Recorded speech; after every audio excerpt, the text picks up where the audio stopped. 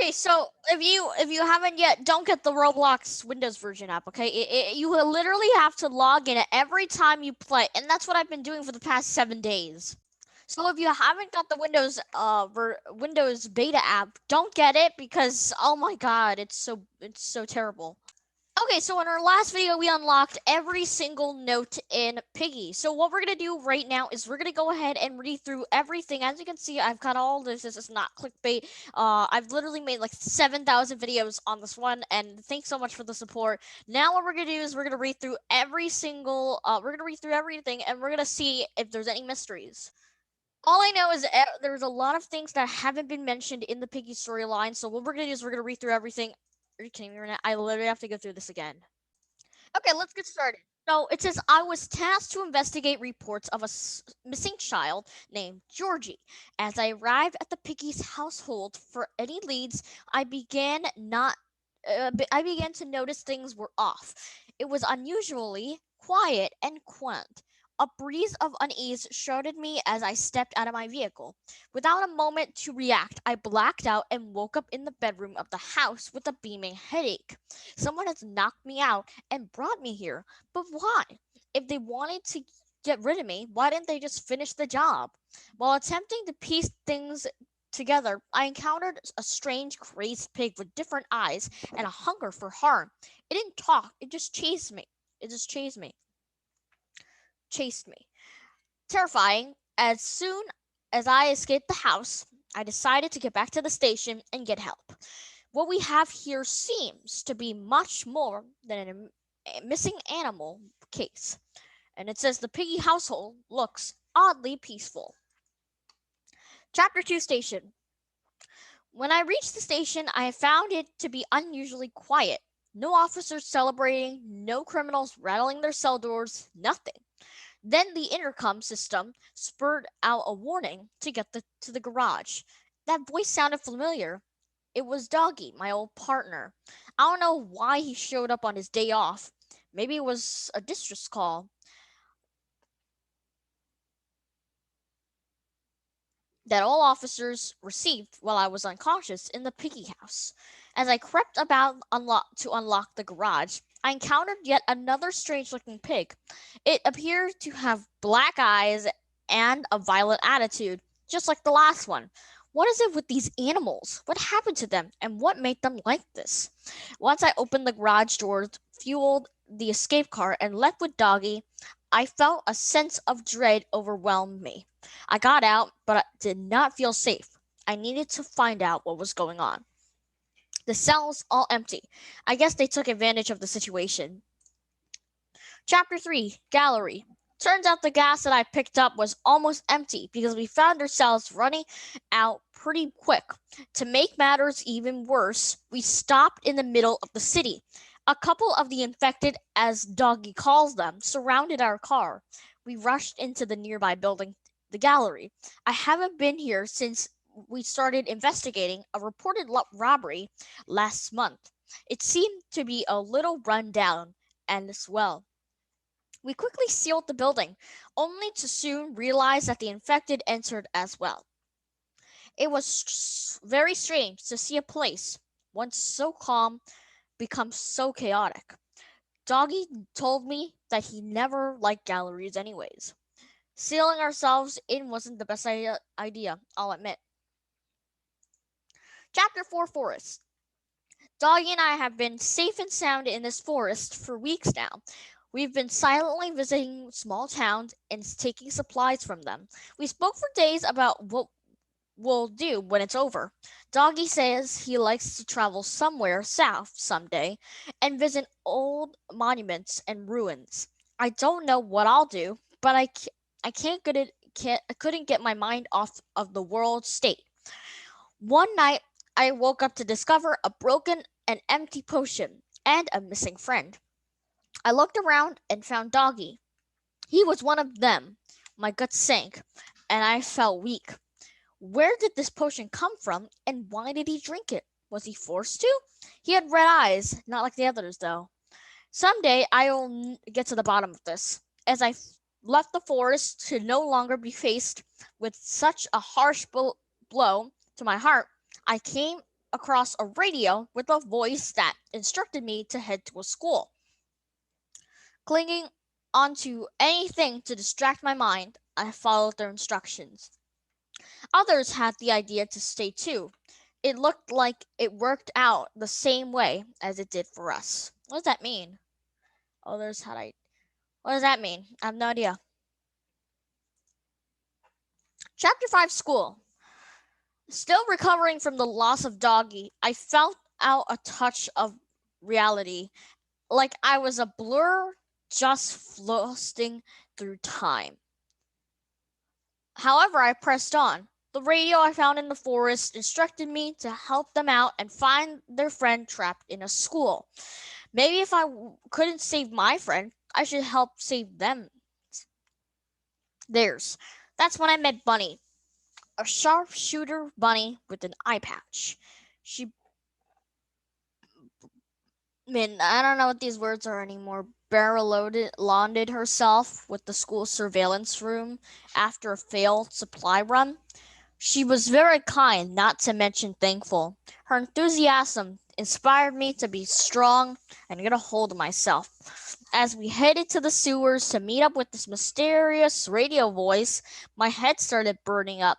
I did not feel too well at all. I ignored it and continued. Why does it say OON? Oh no, the C is just so small. Continued moving forward. We both met up with Mr. P, very rich celebrity. Then how come I've never heard of him? It was certainly strange to find someone of his status walking about in the sewers. He thanked me for his help, but the more he spoke, the harder I found it to pay attention. My head hurt and more until I passed out there. The last thing I remember was being wheeled in a hospital and seeing Doggy. That's a dream. We were going crazy. So I thought we passed out because of the sewer smell. But that doesn't make sense because Mr. P and Bunny didn't feel it at all. People think it's the Piggy that knocked us out in chapter 1. And how are we not turning into a Piggy or an infected? No idea. The empty halls are haunting. Chapter 6 Hospital. I woke up in a hospital with Bunny by my side. She seemed to lighten up when she saw my eyes open. Bunny explained that Mr. P and the researchers didn't think I'd make it as I showed minimum symptoms of the infection because obviously we passed out. So obviously we think. So I'm pretty sure that the thing in chapter 1 wasn't fake. She didn't give up on me though. I rescued her, so she believed it was her duty to protect me from being tossed out and deemed a lost cause. Bunny also told me that I woke up in the perfect time as the place was being evacuated. A doctor was infected and caused severe panic. I jumped out of bed and got to the rooftop where a helicopter was supposed to wait for us. It wasn't there. They left without us, so who knows where. Bunny and I decided to come up with a way to get out of the hospital ourselves and fast. What a mess. It certainly seemed like a rush to get out of here. Chapter 7 Metro. We made our way through the hospital and down to the underground metro. That doesn't make any sense because there's no way up. How did we get down to the metro if I've literally circled around the map like 3 times and didn't see an up? Hello? Bunny and I spoke about Mr. P. I told her my belief in him. I could not understand why he would not wait a moment longer for us. She explained that lately he has been more and more disillusional and obsessed with his search for a cure. Upon finally reaching the metro, I started to work on repairs for the tram. Oh yeah, it's called a tram. I thought a tram was like the surface trains, like the ones that you see on the surface with the road. I thought that was the tram.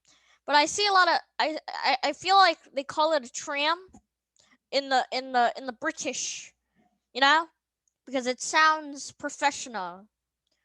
Okay, we're getting off topic. Bunny sat down, not feeling too well. She told me she needed to rest a little before going on and lent me her crossbow. When the repairs were ready, she told me she was infected. I was reluctant to believe her. She explained that one of her test subjects was of Mr. P's cure tests at the hospital. Hers did not go well. I told her we could find a cure and she could hold on enough to find it. Bunny did not want it to go on as she feared putting me in danger. I got on the tram, again, professional. Looking back at her, she stayed behind to fight off any infected that may be still there. My heart hurt as my fists clenched. I was going to find Mr. P. You will be missed, Bunny. I hope Bunny comes back. Yeah, she will. Chapter 8. A beautiful sight in an ugly time. Oh my god. I arrived at Mr. B's carnival to search for any leads on where he may be. Unfortunately, there was not much to be found besides an infected fox trapped in a cage, Foxy. I shiver at the thoughts of how he could possibly end up there because obviously foxes, I don't know if foxes are ever in circuses, but it's kind of weird. Is Foxy a fox dressed up as a fox or Foxy as the real fox? I met two survivors there, Zizzy and Pony. Zizzy was I'm glad that was not a swear word. A cunning, skilled fencer, and Pony was a clumsy yet comforting ally or ally. I think that's ally. Yeah, that's ally. They were kind enough to allow me to join them. They told me that there was on a supply run, but found me on the way and trusted me enough. As I went back to their safe house, they spoke a lot about about untrustworthy people and how I should watch for them. It seemed that this whole situation really brought out the worst in some. A beautiful sight in an ugly time. I love that caption. Chapter 9, City. I'm kind of surprised. I have one mystery question. Why are all the infected cars why are they old? Why are they scrapped? That's the word I'm looking for. Why are they scrapped? We arrived at the city, a rundown mess. They set up their safe house in a hotel as it had plenty of beds and supplies. Recently, they've been running low. It was there I learned a few things about my two new allies. Zizzy taught her younger sisters, Z and Zizzy, how to fight. Pony studied optometry like his father. Matri, actually. I told them my story and how I was searching for Mr. P. Saying his name struck something in me, a negative emotion that burned inside my gut. As we spoke, we discovered a mysterious figure watching us. It didn't seem like an infected because it ran away. Zizzy and I ran for it. Wait, I didn't read this. With all of the traffic, it looks like it must have been faster to just run. Oh my god. Wait. Oh. Look at that. The cars are all flipped. Chapter 10, Mall. We chased after the figure to the mall, only to discover it was Georgie, the missing child. He had a deep fear in his eyes when we found him in his little fort, coupled with an awful stench. Dude, what if this got me thinking. What if there was a player that saw this, that did not complete the house and knew the ending? Ruh-roh. Well, that wouldn't make sense because they gotta complete it, though. Well, they gotta remove this someday because otherwise people are gonna know the ending and then they're gonna get mad at Minitoon. Well, anyways, I asked him why he went missing. He told me about his family. They visited the hospital without him and come back strange. So they ran off to find his grandmother in the city and hoped she could help her out. Unfortunately for him, the city seemed to act all the same way his family did by the time he got here, so he hid himself. This poor cruel world took his family away from him. I cannot imagine what that feels at his age. Like I cannot imagine what that must feel like at his age. So we brought him back to the safe house with us. He, it was there I met the Safe Place crew, Dizzy's sisters, Mimi, and Giraffe. Mimi was a smart engineer. She knew her way around technology quite well. Giraffe was a tough guy with a strong passion for nature and ecology. He loved plants. The meeting was short-lived, however, as Mimi managed to find a working helicopter signal at the nearby military outpost. Pony informed us of the news, so we left Georgie in the care of the others as Pony, Zizzy, and I journeyed to the outpost.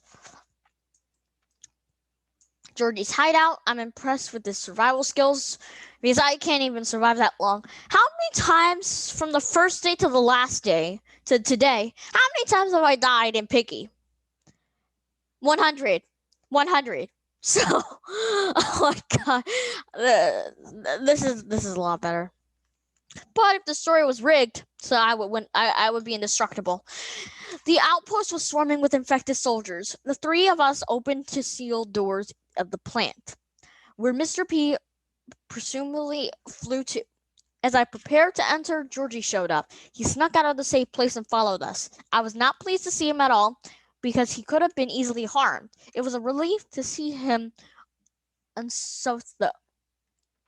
I can't say I was surprised after finding out how well he managed on his own. He wanted to see Mr. P, the one responsible for asking his family to act the way they did. I reluctantly agreed to bring him along as long as he remained close and out of any more trouble. Georgie and I entered the plant, leaving Zizzy and Pony to fend off against the soldiers and protect us from being swarmed. It was that Mr. P, speaking strangely. He seemed to hold a deep regret for his actions, and he could not seem to cope with them. Then he realized we were there. He believed we were nothing but ghosts who came to haunt him. Mr. P was unable to come to terms with reality, and ran off. We followed him for a final confrontation. Looks like whatever plans they had, they abandoned, I think. Okay, we're finally at the end. Do you guys realize how hard it is to read? I don't know about you guys, but you guys have a reader. I'm just gonna. So, well, the reason why I'm reading this is because most of these things aren't in the storyline, so that's why I'm reading it. Mr. P. Delusional thoughts grew wider as he began to attack us in an attempt to get us to leave him alone. We persisted in trying to get his attention, but he would not listen. He was in a world of his own, blinded by his own runners. It was not long before I, too, began to suffer from unwanted thoughts. I myself thought my own memories, being attacked from the past. I was searching for something, anything, to get me back into the real world. That was until I found a photo of Mr. P's wife, Mrs. P. I showed it to him, and that was when all of it came back to him. He finally came to terms with his actions, seeing us no longer as regretful memories. Oh, that makes a lot more sense, because I never understood. He told us his story. He did everything he could to save his wife, who was suffering from a sickness, and used the world and caused the world to burn into process. Nothing hurt him in this world than himself. He was afraid of his actions. He's been no more and more desperate for solutions, sacrificing those closest to him in the process. Georgie was upset and wanted revenge, but I convinced him not to do anything to him. If he harmed Mr. P, he would not be any better than Mr. P. He was too blinded by his emotions and realized he was doing. And if Georgie went through with it, he too would have suffered just like him. We soon left the plant, leaving behind Mr. P. Zizzy and Pony greeted us with great joys. With the search of Mr. P finally over, we were unsure of what to do. We all stopped to take a moment and think. Then Georgie's face lit up when he came up with an idea. What if we look for a cure? Maybe it wasn't such a ridiculous idea. We live in a world full with sorts of people, so perhaps it wouldn't be too far fetched to come across someone working on something that could help us out. There's only one way to find out. And the problem is, oh, there's no problem actually. I regret saying that. Well, thanks so much for watching. If you guys need help getting all this, there's a video, there's a playlist on the top left of the video. Go ahead and check it out. And yeah, should I just hold on for another 15 seconds so that the playlist can play? But yeah, thanks so much for watching. And that is book 1. Book 2 should be coming soon. And I'm pretty sure, I may be wrong about this, but I think chapter 8 should be coming this weekend. Because should have came out a few days ago, but Mini was sick, so but like it's very hard work. I've been working hard. But shout out to Mini for doing this update. It's been a long grind. If you guys haven't done anything and you want a book like this, all you gotta do is click the playlist on the top of the video. If you need help with where all the notes are, thanks so much for watching. Consider subscribing and shout out and thanks so much for the support.